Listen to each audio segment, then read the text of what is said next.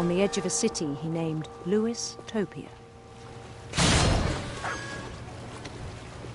He built the city up slowly, brick by brick.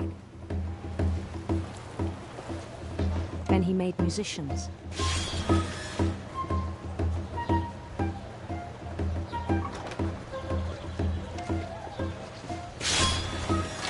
And songs for them to play. He talked about starting a band.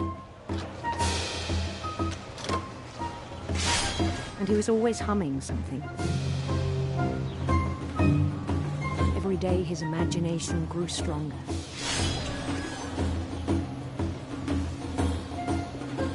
He no longer spoke at the cannery. But his chopping was as reliable as ever. Then one day it struck him that all the cheering crowds, even the stones under his feet, were all in his imagination. So he could do whatever he wished.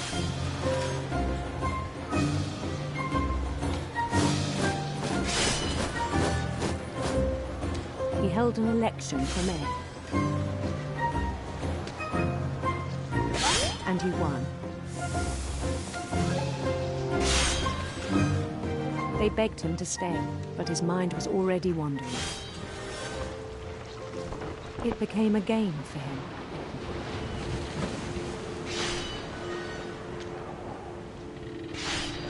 He'd conquer a city, then immediately push on.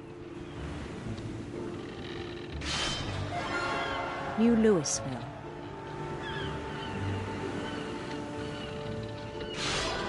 St. Louis. He started drifting away from our reality.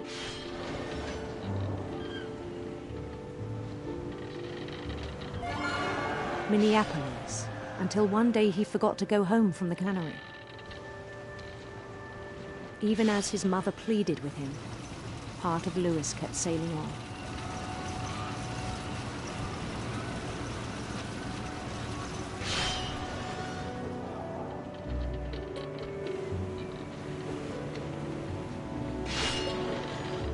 In Louisburg, he heard rumors of a handsome queen.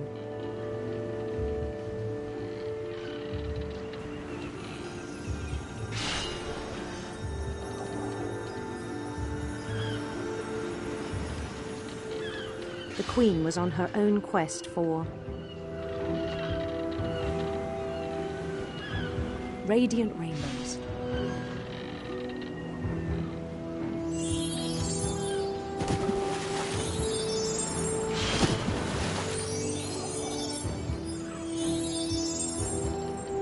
He followed the sound of her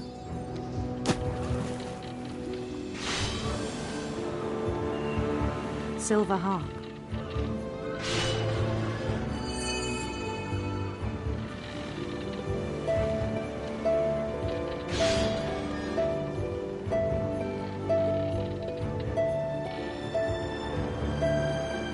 His chase led him to a golden palace east of the sun and west of the moon.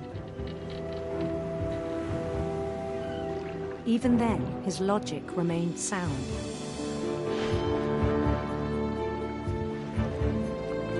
He knew the world was all in his imagination.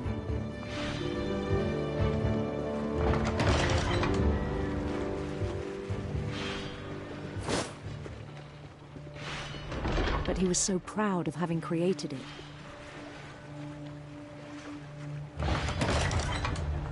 In his own eyes, he'd become something greater than a king.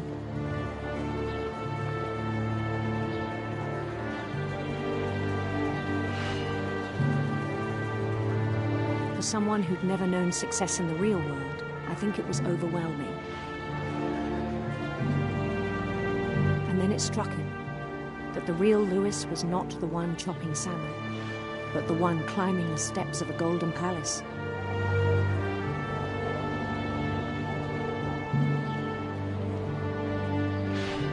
My imagination is as real as my body, he told me. It was hard to argue with him.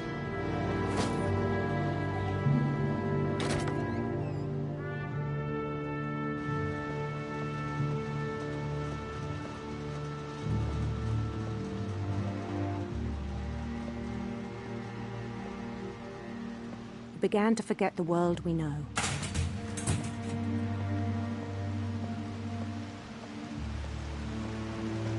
I think it pained him to remember Lewis, the cannery worker.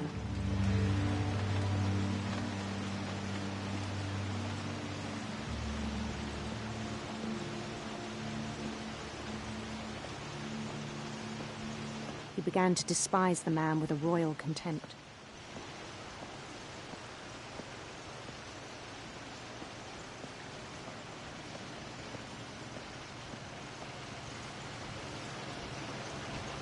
I still thought I could save him. Even after he said he was being crowned king over all the lands of wonder. The palace would be packed with his companions.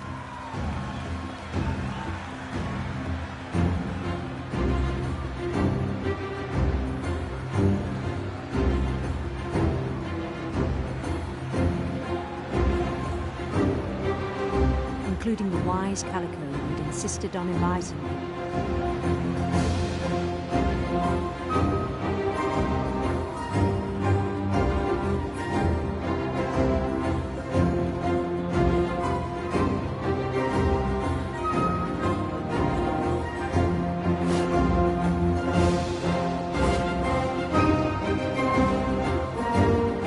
His queen waited, holding his crown.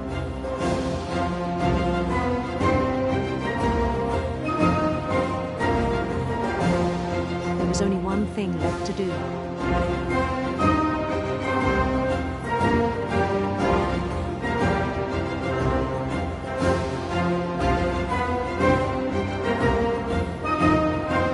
Bend down his head.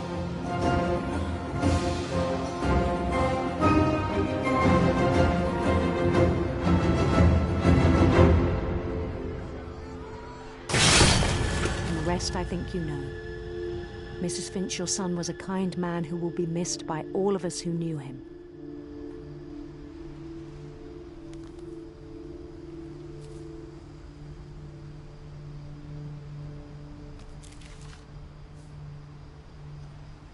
My brother was really cool. I wish you could have met him.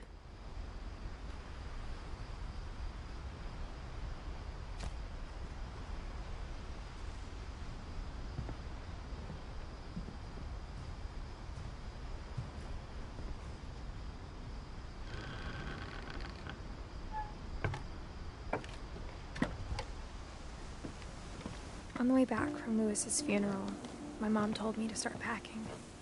She waited until the day before we left to tell Edie.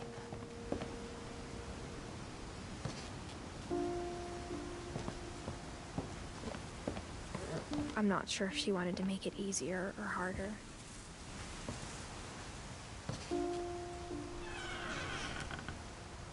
I wish we'd stayed.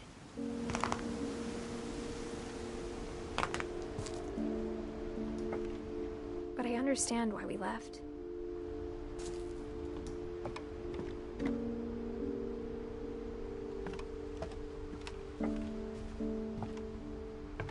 My mom ended up leaving everything behind.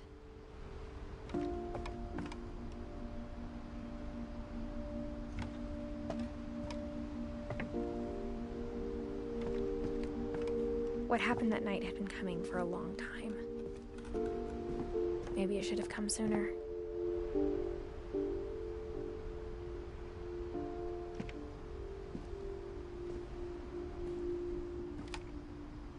But it had to end one way or another. All that's left now is to tell you about that last night.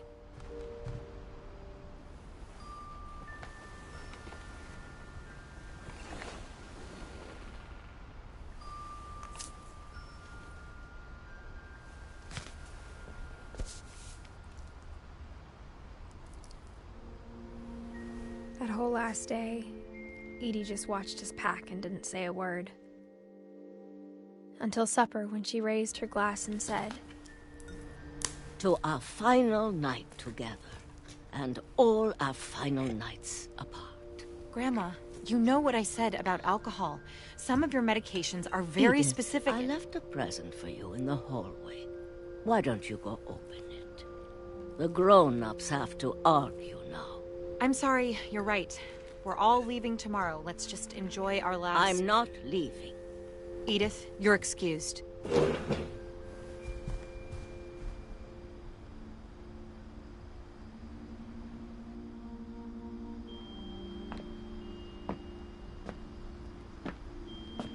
The power had been shut off that morning, but Edie always had plenty of candles.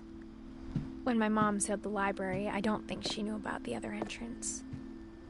Or that Edie had a key to it.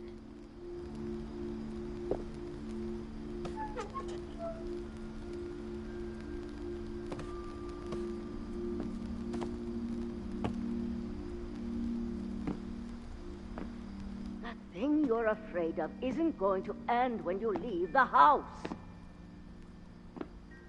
Edith has a right to know these stories. My children are dead because of your stories. I think it's best if Edith and I leave tonight. We'll have the nursing home send a van for you in the morning. Okay? Dear Edith, there's so many stories I wish I could tell you, but there's only time for one. This is about what happened on the night you were born. That night, the tide went way, way out. It was the first and last time I ever saw the old house aground. There'd been an earthquake out in the middle of the ocean. They called it the lowest tide in 1,000 years. God, it smelled awful. You know, I've seen that house every day of my life.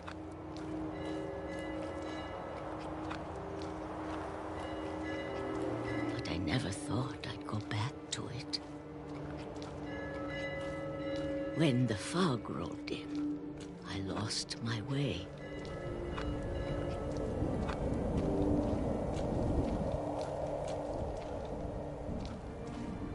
I got turned around.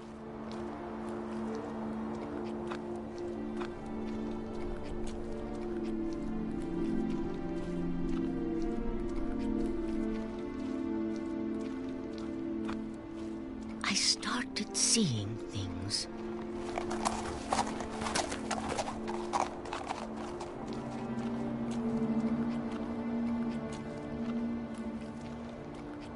Things I'd forgotten had ever existed.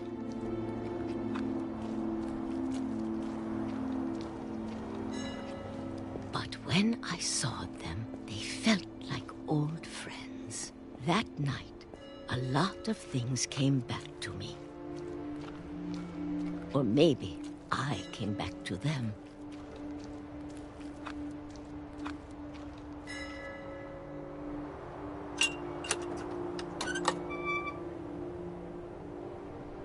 Things I can't explain, but that I need you to try and... Edith, what are you doing in here? It's mine! Edith! Mom, you're gonna rip it! Let go! I kicked and screamed, but Mom dragged me to the car. I never saw Great-Grandma Edie again. The next morning, the van came to pick her up, but she was already gone. After that, we moved around a lot.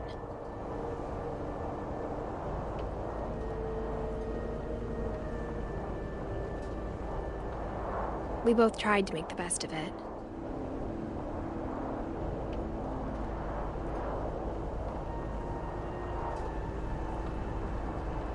A few years went by.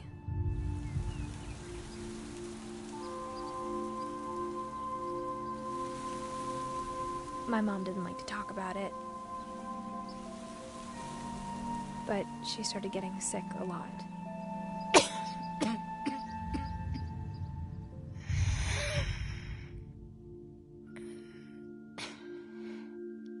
She got better for a while, and then she didn't. And then I was alone.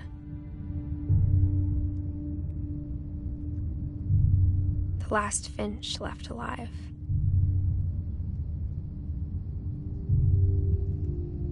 Until I found out about you. I'm still not sure what to tell you about all this.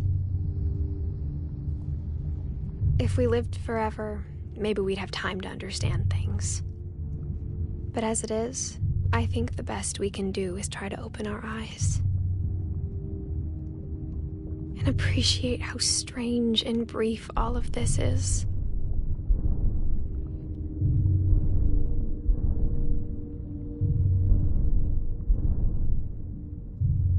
This journal was supposed to be for you.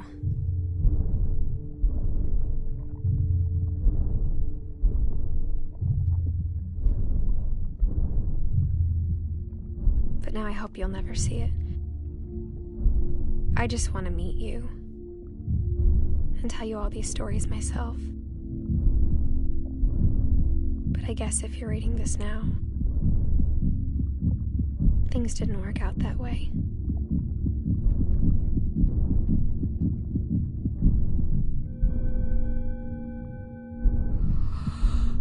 This is where your story begins. I'm sorry I won't be there to see it. It's a lot to ask, but I don't want you to be sad that I'm gone. I want you to be amazed that any of us ever had a chance to be here at all. Good luck.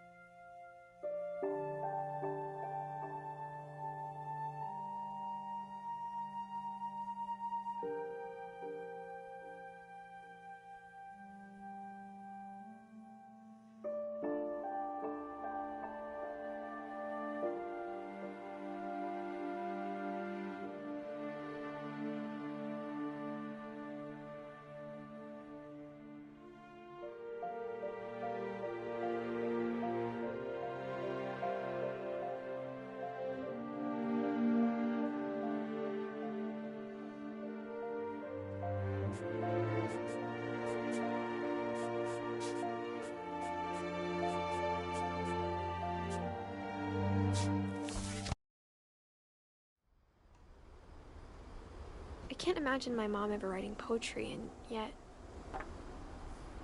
A poem for Gus, who always said the wedding was a bad idea.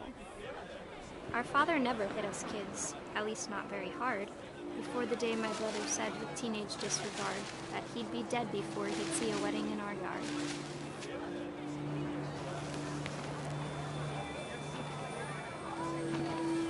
My father made him come, of course, but Gus stood far apart, just flew his kite and bottled up the storm inside his heart.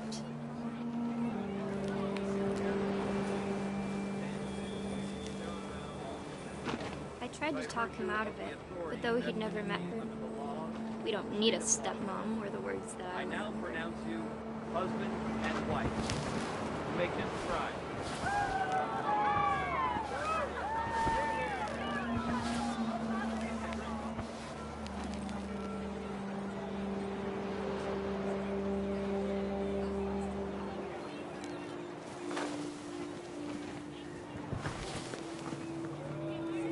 When the time for photos came, Dad ordered him to Come here. But Gus declined, and as a sign held up his middle finger.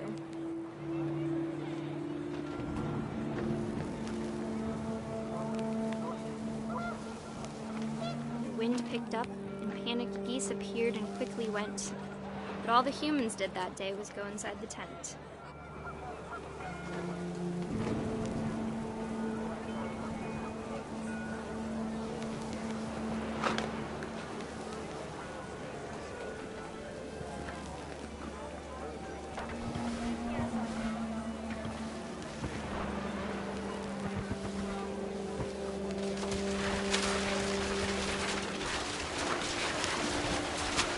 The rain came down in buckets then, but no one seemed afraid that nature might destroy the tent our dad had crudely made.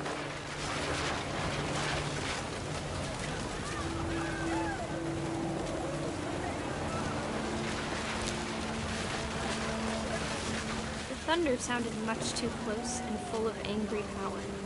But all my father said to this was, "Make the music louder."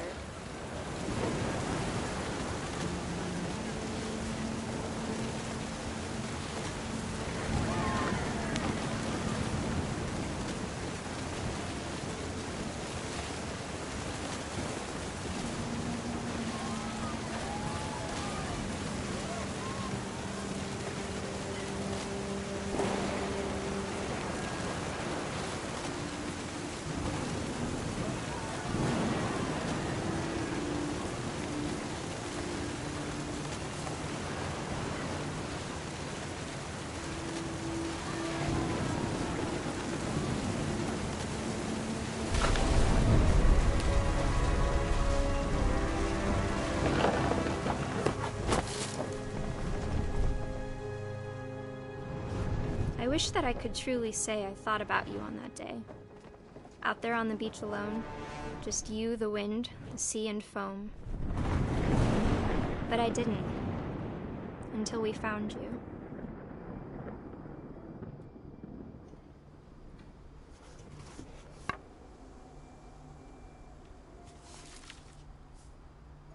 She never talked about him, but Mom told me once if I was a boy, they were going to name me Gus.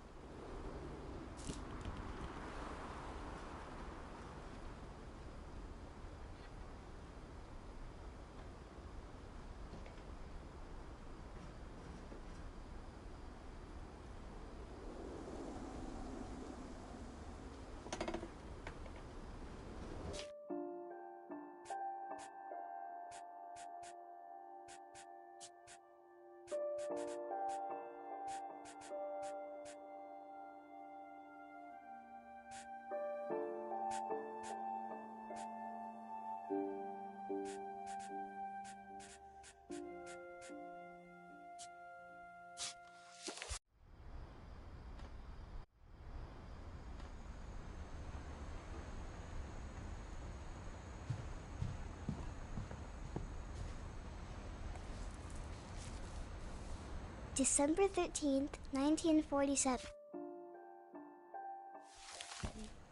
Dear Diary, I'll be gone soon, but I wanted to tell somebody about what's gonna happen. It started when Mom sent me to bed without dinner. I woke up and I was starving. So I looked around for something to eat.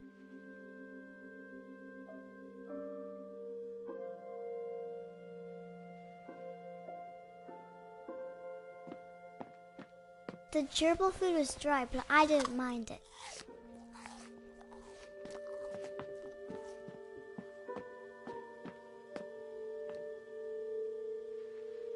I thought about eating Christopher, but I held back.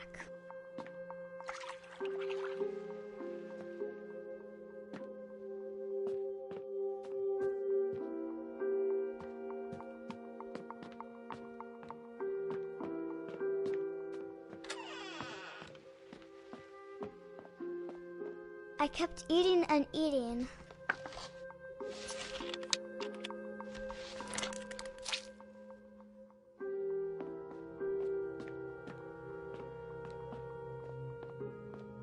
I ate a lot of things that night.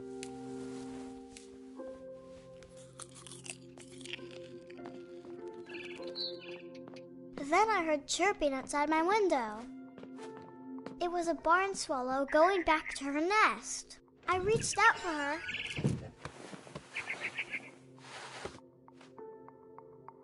And suddenly, I was a cat.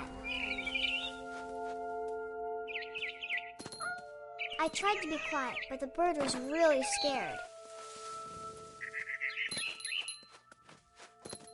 Mom and Dad didn't even look at me.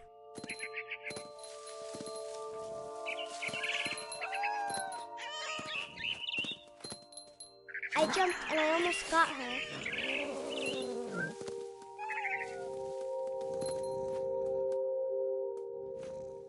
I could tell she was getting really tired. Now I was up in the big tree. I promised Dad I wouldn't climb it anymore. All I cared about was eating that mama bird. I gobbled her up.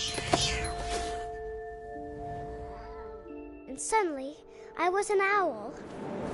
First, all I heard was the wind. Then I heard little teeth nibbling in the grass.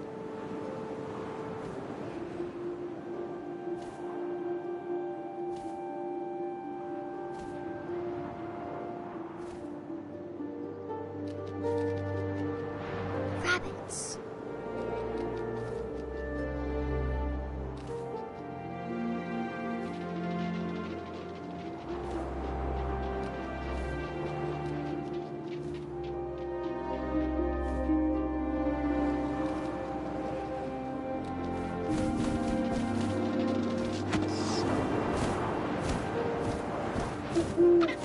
I imagined his face looking up and seeing mine through my talons.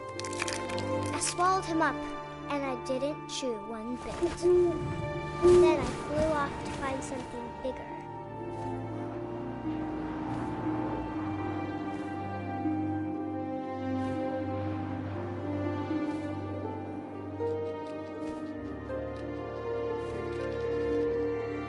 A mama rabbit.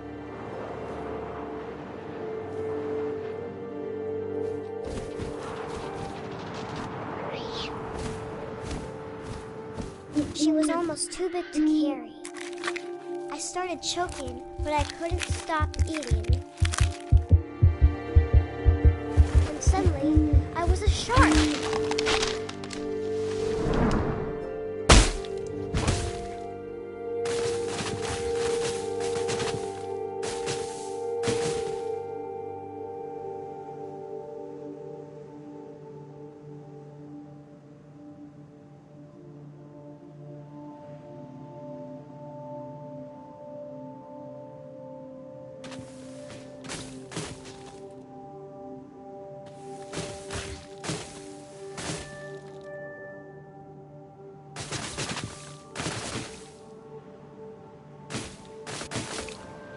I rolled off the cliff and into the ocean. Now, I was hungrier than ever.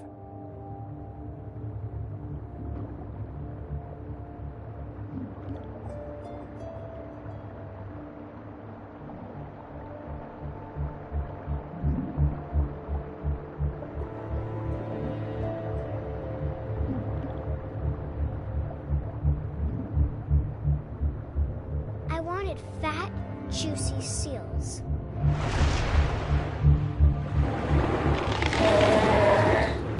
I tore off her flipper, and it tasted really good.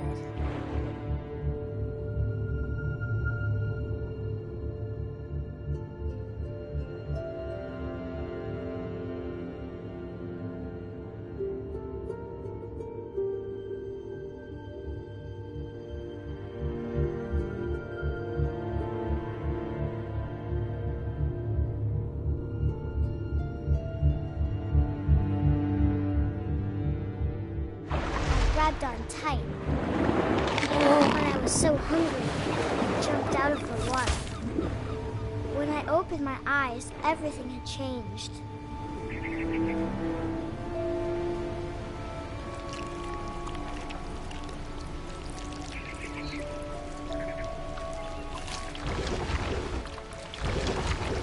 Now I was a monster, and I smelled people everywhere.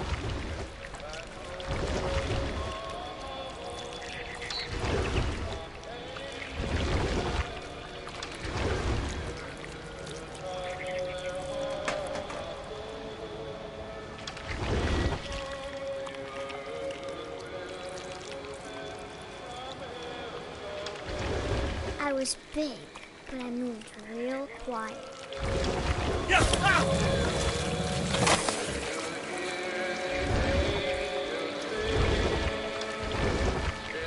I wanted to stop, but also I didn't.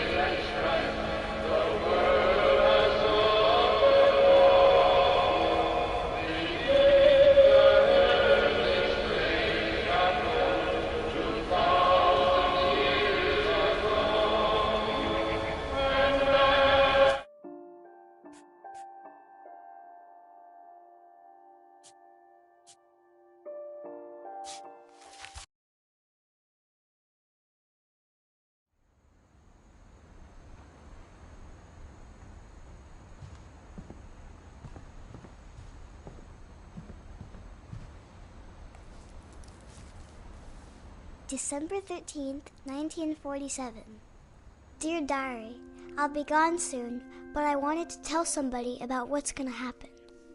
It started when Mom sent me to bed without dinner.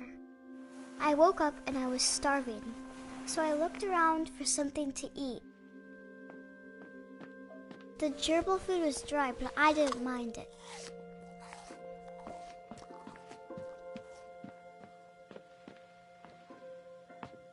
I thought about eating Christopher, but I held back.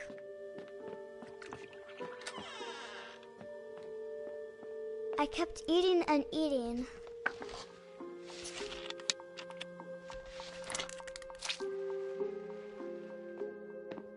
I ate a lot of things that night.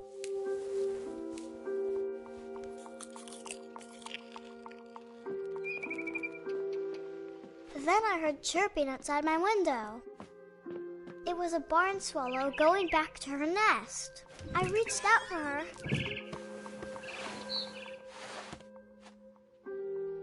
And suddenly, I was a cat.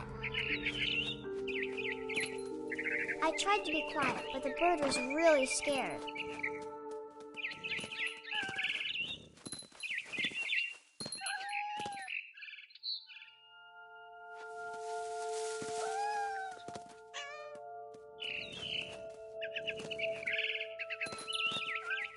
I jumped and I almost got her.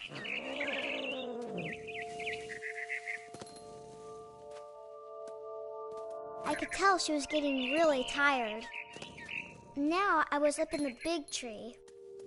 I promised Dad I wouldn't climb it anymore. I gobbled her up. and suddenly I was an owl. First, all I heard was the wind. Then I heard little teeth nibbling in the grass.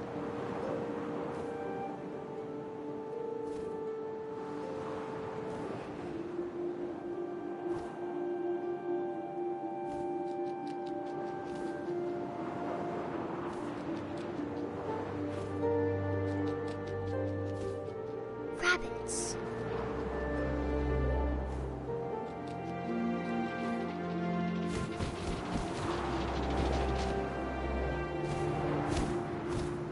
I imagined his face looking up and seeing mine through my talons.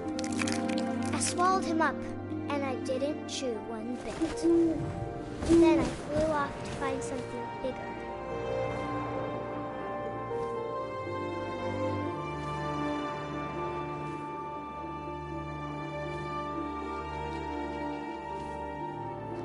A mama rabbit.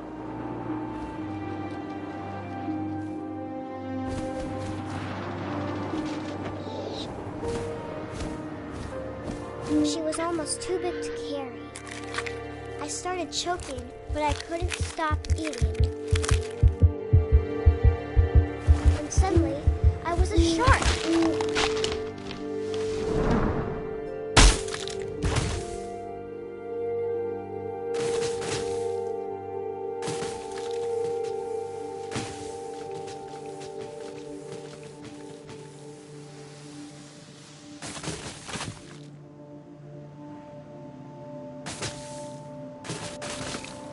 I rolled off a cliff and into the ocean. Now, I was hungrier than ever.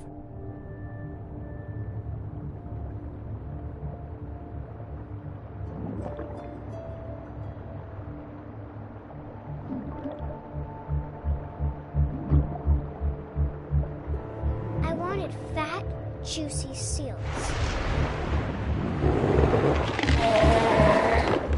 I tore off her flipper, and it tasted really good.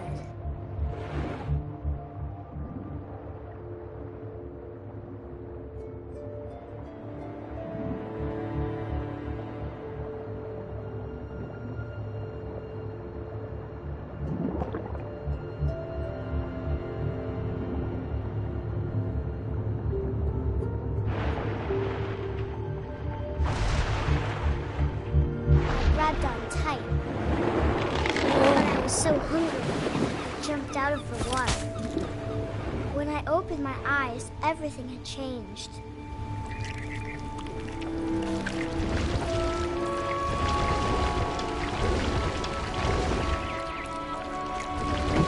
Now I was a monster, and I smelled people everywhere.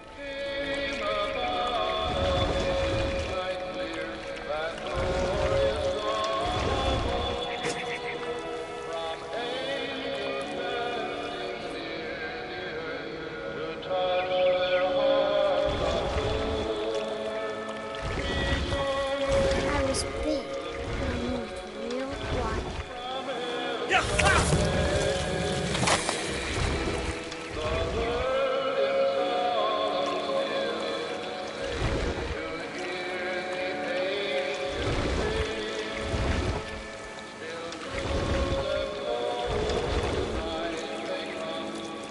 I wanted to stop, but also I didn't.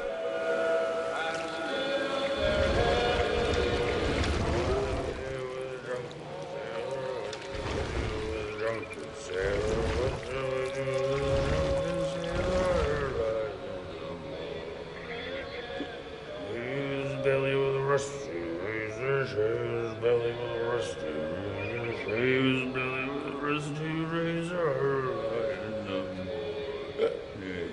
What shall we do with a drunken sailor? What shall we do with a drunken sailor? What shall we do with a drunken sailor? The captain's daughter, put him in bed with the captain's daughter, put him in bed with the captain's daughter. What shall we do with a drunken sailor? What shall we do with a drunken sailor? What shall we do with a drunken sailor?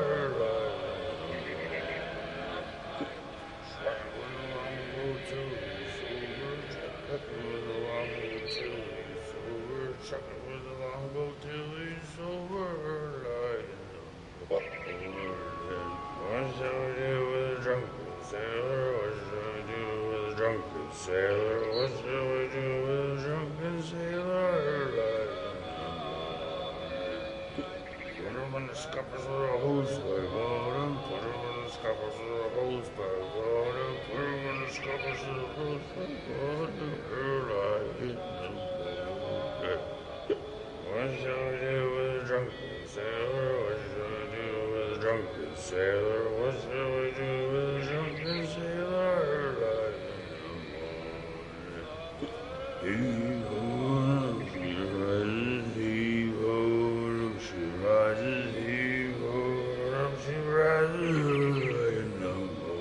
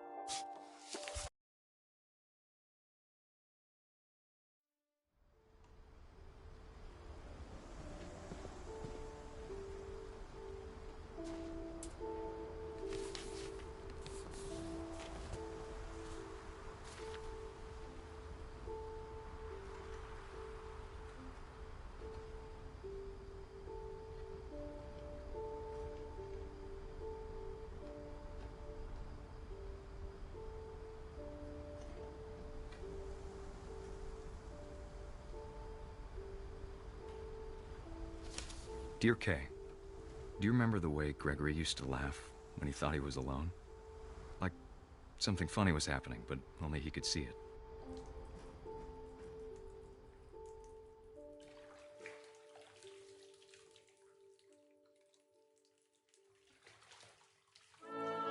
I think he saw things the rest of us don't.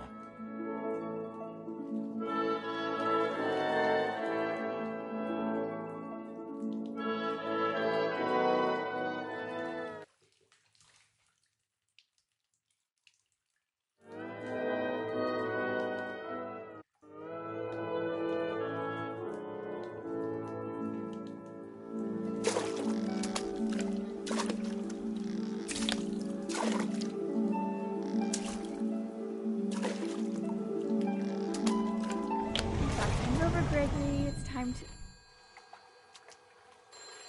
Hold on, sweetie. Hello? Sam, I told you I don't want to talk right now.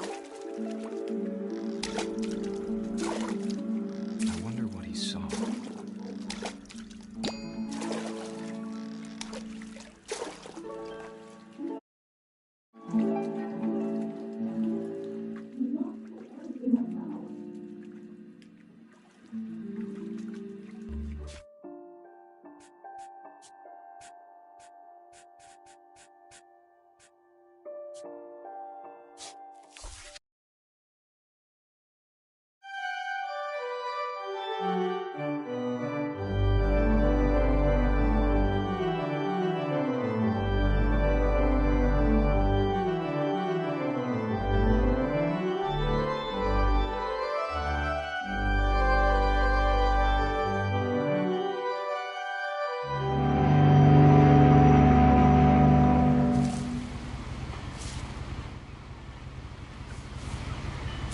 A lot of this isn't going to make sense to you, and I'm sorry about that. I'm just going to start at the beginning, with the house.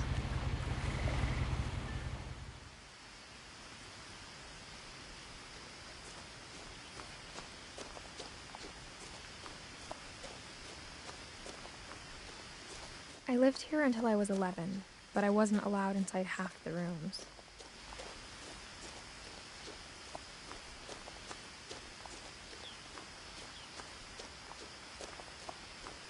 I hadn't been back since my brother Lewis's funeral.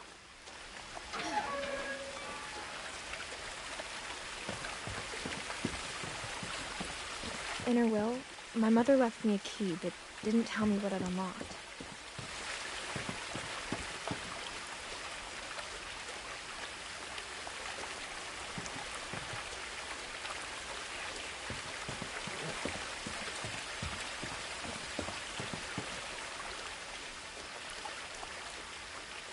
Maybe she thought I'd know. Or she thought that the mystery would be enough to bring me back.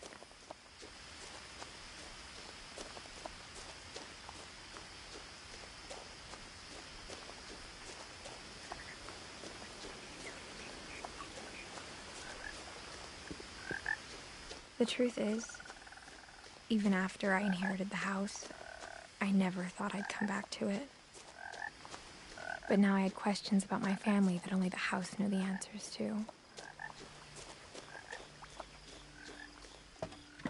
The woods around the house have always been uncomfortably silent, as if they're about to say something but never do.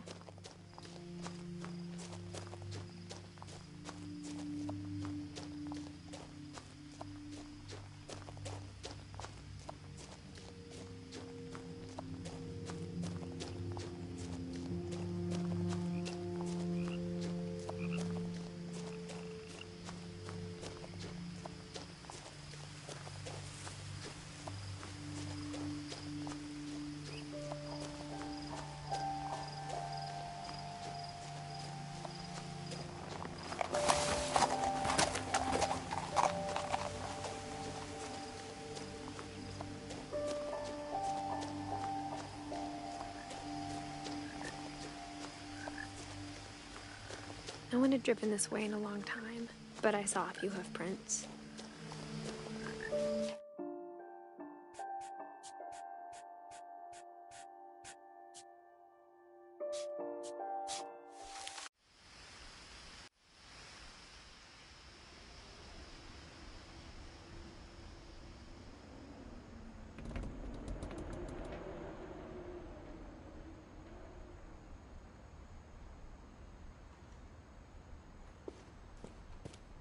I knew Grandpa Sam had a twin,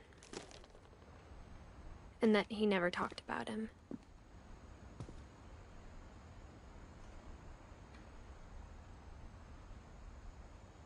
I guess my grandpa didn't like history any more than my mom did.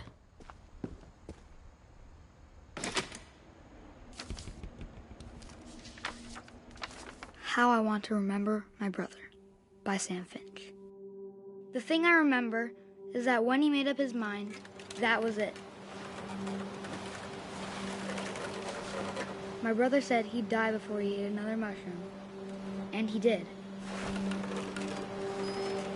At Barbara's funeral, we swore we'd never be afraid again, and he wasn't. I think Calvin always wanted to fly.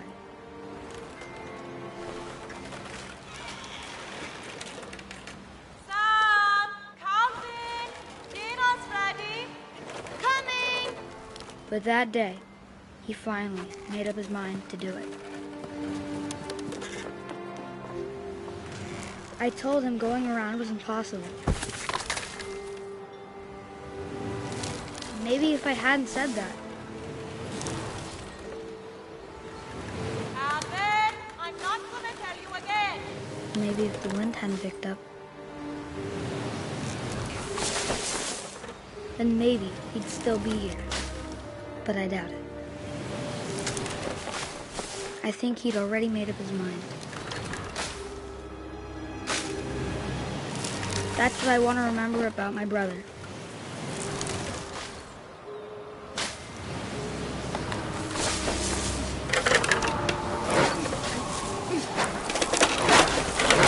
The day he made up his mind to fly. And he did.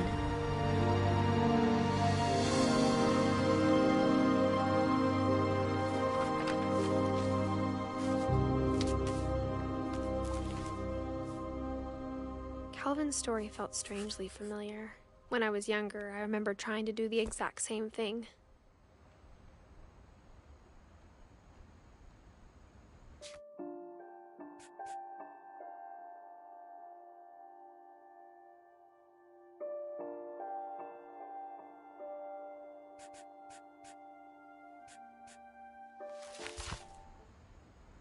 After the funeral, Edie roped off Calvin's half of the room.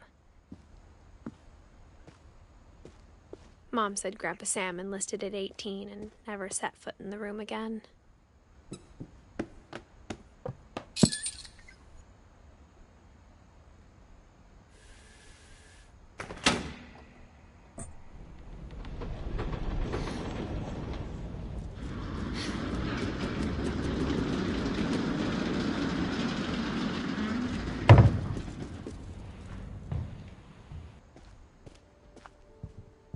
The passages were a pretty tight fit. They'd obviously been built for smaller hands and bellies.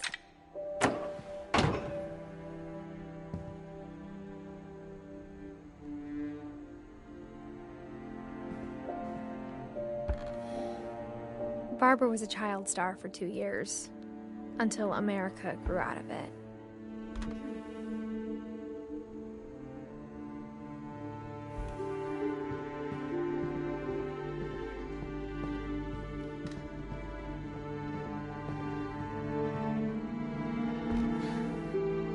The last time I was in Edith Sr.'s room, I was 10 and she was painting my portrait.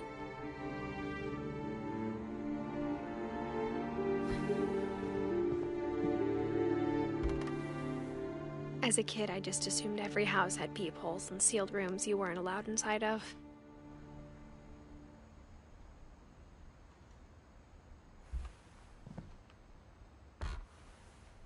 My Grandpa Sam spent 7 years sharing a room with his dead brother, Calvin.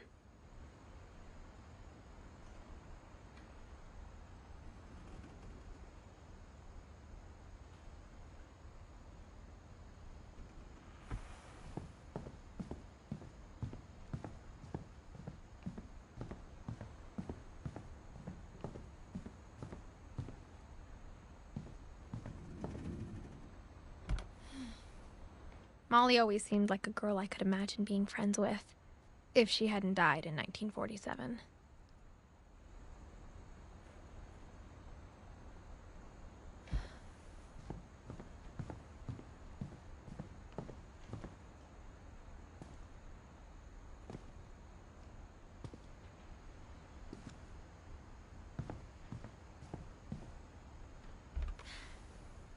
Edie told me once that every Finch who ever lived is buried.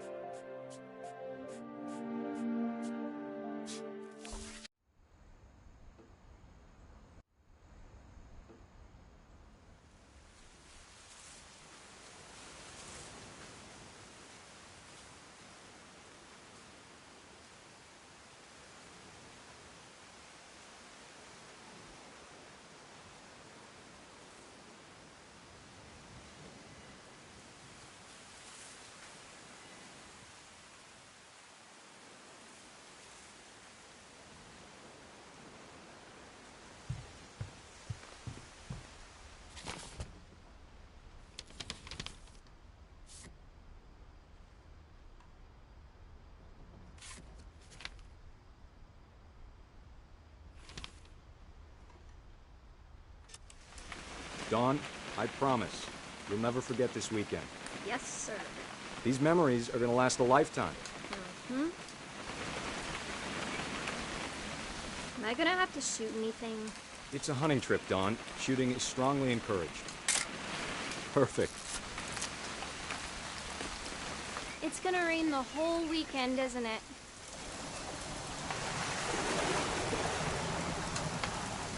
Please just take the damn picture. Hey, language.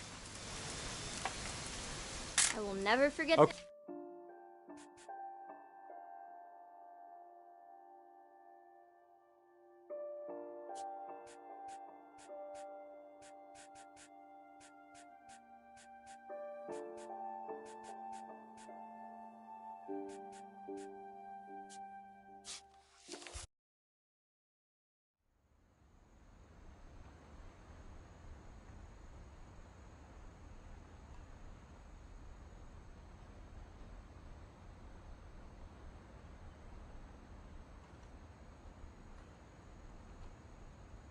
Growing up, I always thought of Barbara as a child star.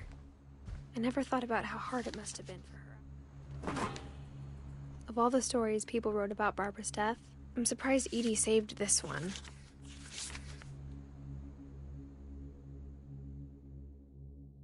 Old Jack here with another ghastly tale inspired by America's most unfortunate family.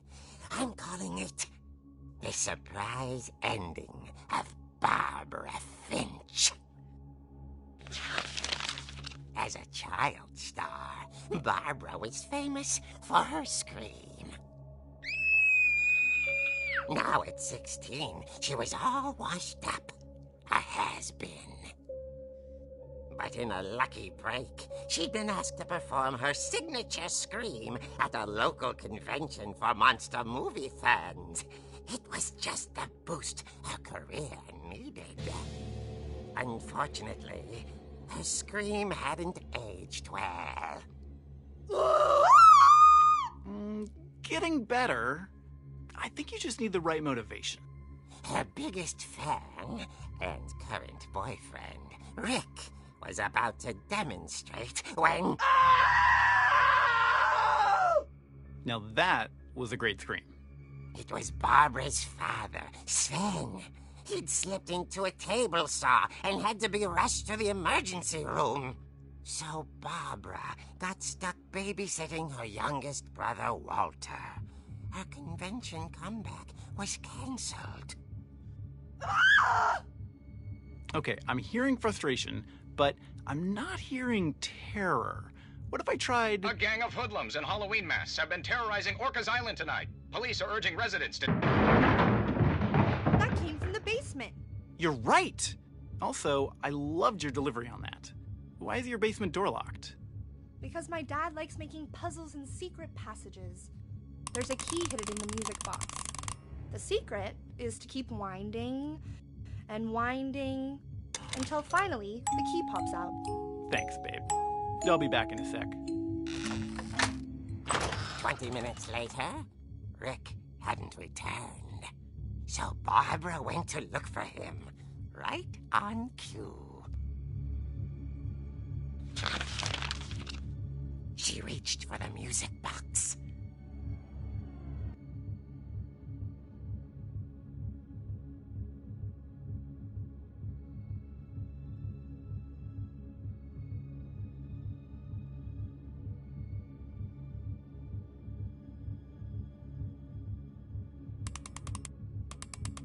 And as she wound the key, she listened for Rick, but the house was silent.